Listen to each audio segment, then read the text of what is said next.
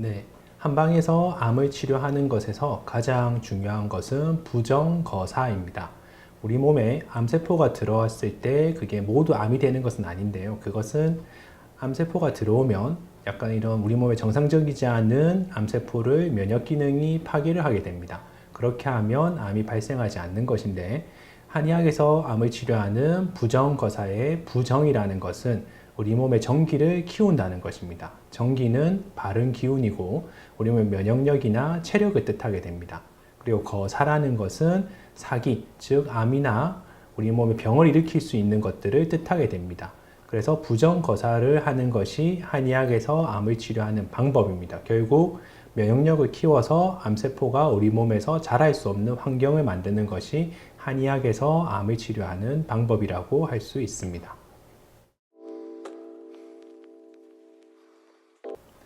네, 그렇습니다. 일단 우리 몸에는 이제 다 모두 암세포가 있을 수 있습니다. 지금 제 몸에도 있을 수 있고요. 일단 그 암세포가 우리 몸에서 암이 되지 않도록 하는 것이 가장 중요합니다. 그때 작용하는 것이 면역력인데, 연구를 보면 한 10,000개 정도의 암세포가 우리 몸의 혈액 안에 돌아다닌다 했을 때 그 중에서 정착해서 암이 되는 것은 한 2~3개 정도 됩니다. 그렇게 할 수 있는 것은 면역 기능인 NK 세포 같은 것들이 암세포를 발견을 해서 그것들을 파괴하는 것입니다. 그렇기 때문에 암 환자분들한테 가장 중요한 것이 면역력이 되겠습니다.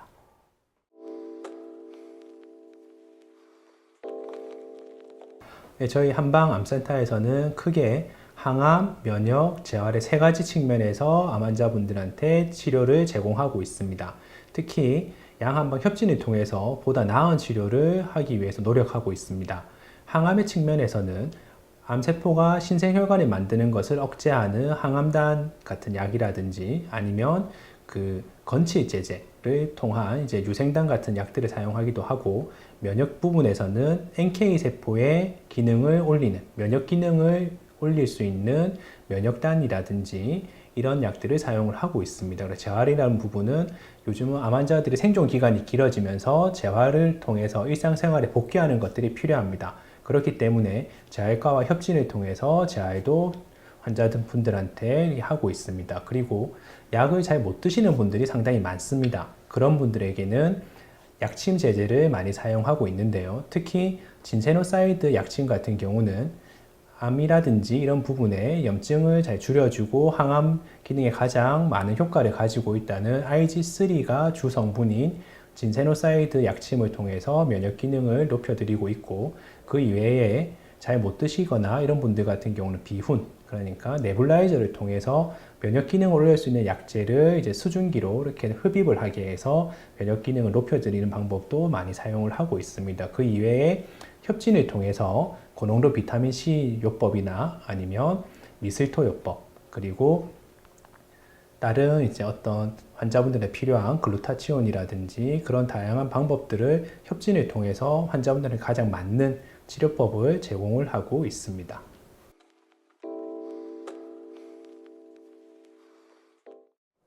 네, 환자분들이 많이 질문하시는 것 중에 한 가지가 이 내용입니다. 그게 양방하고 한방이 있는데 그럼 어떤 치료를 받아야 하느냐 하는 것인데요.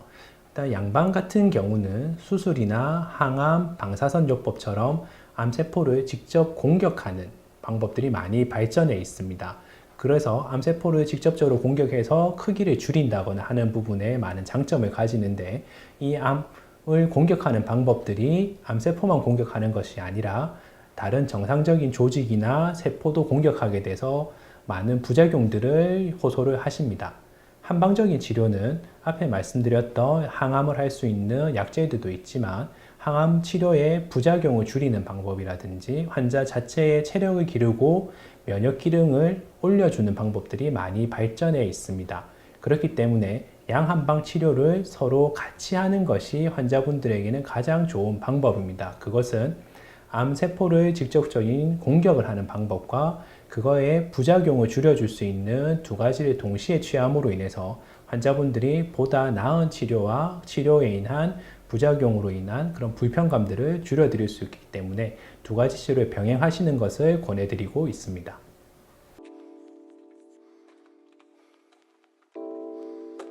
그 질문도 환자분들이 가장 많이 물어보시는 질문 중에 하나입니다.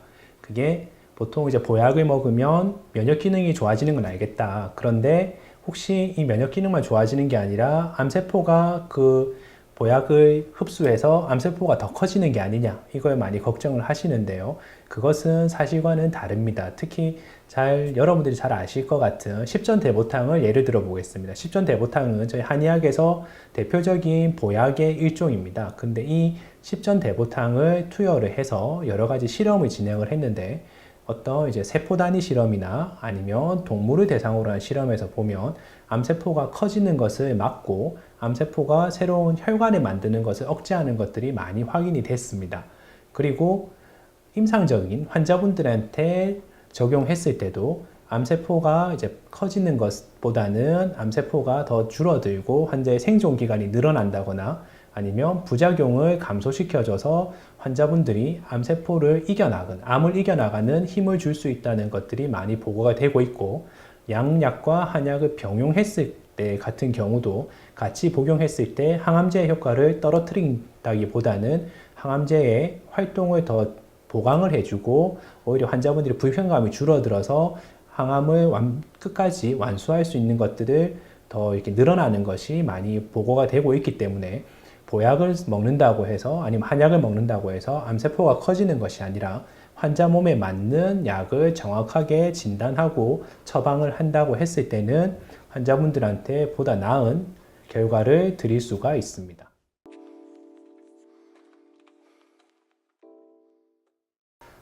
예, 일단 암에 좋다는 식품들은 사실 인터넷을 찾아보신다거나 아니면 책을 찾아보신다 해도 아주 많습니다. 어떻게 보면 너무 많다고 할 수 있는데요. 일단 대표적으로 우리가 암 환자분들이 지켜야 하는 것들은 과식을 금한다거나 아니면 자극적인 음식을 피한다거나 또 여러 가지 것들이 있을 수 있습니다. 그리고 특히 채소 같은 경우 이런 것들 많이 드시라고 한다거나 그런 것들이 있는데요. 일단 와서 진료를 하시면서 많이 여쭤보시는 것 중에 하나를 예를 들어 보면 버섯이라고 할 수 있습니다. 그래서 혹시 상황버섯이 좋은데 먹어도 되느냐, 차가버섯이 좋은데 먹어도 되느냐, 이런 것들이 많이 물어보십니다. 물론 이제 연구라든지 이런 부분에서는 버섯 종류, 그러니까 균사체 종류는 항암 작용을 많이 가지는 것으로 보고되고 있습니다. 특히 앞에 말씀드렸던 상황이나 차가 같은 버섯들은 확실히 그런 부분에 효과가 있다고는 합니다. 그런데 이 약들의 특징이 이제 좀 잘 구하기가 어렵고 고가라는 부분이 있습니다. 그리고 우리가 연구를 해서 보면 이런 약들은 이제 용량에 따라서 효과가 좀 더 많이 작용하는 것으로 되어 있습니다. 결국 많이 드시고 이렇게 해야 효과가 발생을 하게 되는데요.